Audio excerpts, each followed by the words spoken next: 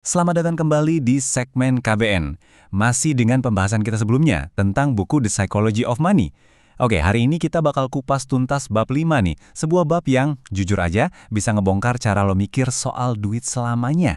Kenapa? Karena ternyata jadi kaya dan tetap kaya itu dua permainan yang sama sekali beda. Langsung aja kita masuk ke intinya ya. Coba deh lu pikirin, dapetin duit sama jagain duit. Sekilas kayaknya mirip kan? Ya, sama-sama soal uang. Tapi, Morgan Housel, penulis buku ini, bilang, wah salah besar.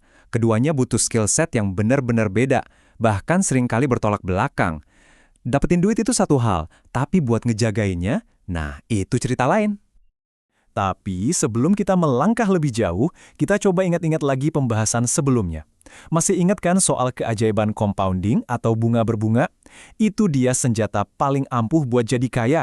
Kekuatan waktu yang bisa bikin uang lu berlipat-lipat ganda secara eksponensial.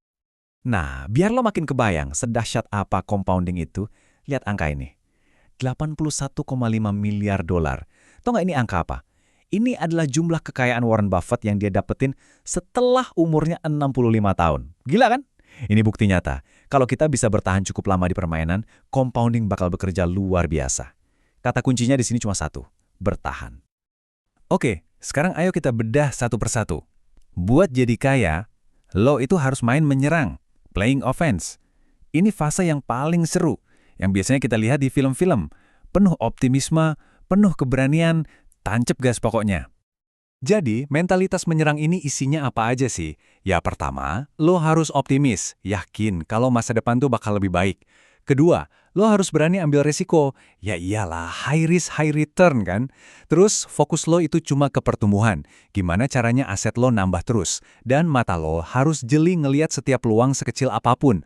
Pokoknya, mentalitas tancap gas. Nah, disinilah inti dari bab 5. Kalau jadi kaya itu soal menyerang, maka buat tetap kaya, lo harus jago bertahan. Playing defense. Ini nih, skill yang sering dilupain. Padahal justru ini yang misahin antara orang yang cuma numpang kaya sebentar sama mereka yang kekayaannya awet sampai 7 turunan. Coba lihat perbandingannya di sini.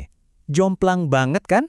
Buat jadi kaya, lo harus optimis. Tapi buat tetap kaya, lo justru butuh sedikit rasa paranoid. Sedikit rasa takut kalau semua yang udah lo bangun itu bisa hilang dalam sekejap.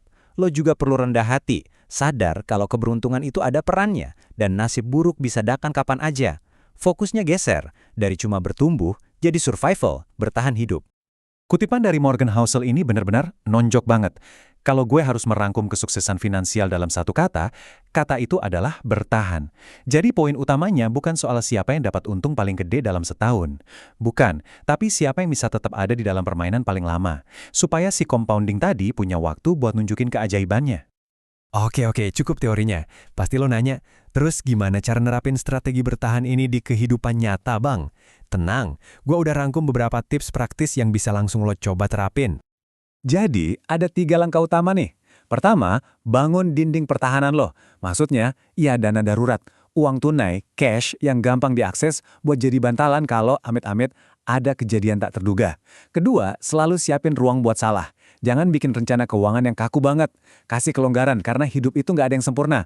Dan yang paling penting, nomor 3, hindari resiko konyol.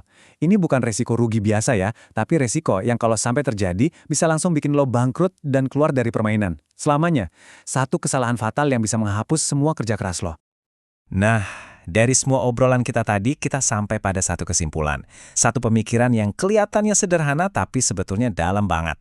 Coba deh, resapi kalimat ini baik-baik. Di dunia keuangan, tujuan utama lo tuh bukan cuma buat menang gede sekali doang. Bukan. Tapi untuk mastiin lo masih bisa ikut main besok, lusa, dan tahun-tahun yang akan datang. Karena dengan bertahan, kemenangan besar itu bakal datang sendiri lewat compounding. Jadi intinya, jangan sampai kalah telak. Nah, setelah dengerin semua ini, gue jadi penasaran nih. Dari 3 tips tadi, bangun dana darurat, siapin ruang buat salah, atau hindari risiko konyol, kira-kira strategi bertahan mana yang bakal lo terapin duluan dalam hidup lo? Coba deh share pemikiran lo di kolom komentar di bawah. Siapa tahu diskusi kita bisa bantu banyak orang lain juga. Kalau lo merasa pembahasan ini ngebantu, jangan lupa buat like dan share ya. Sampai jumpa di pembahasan berikutnya.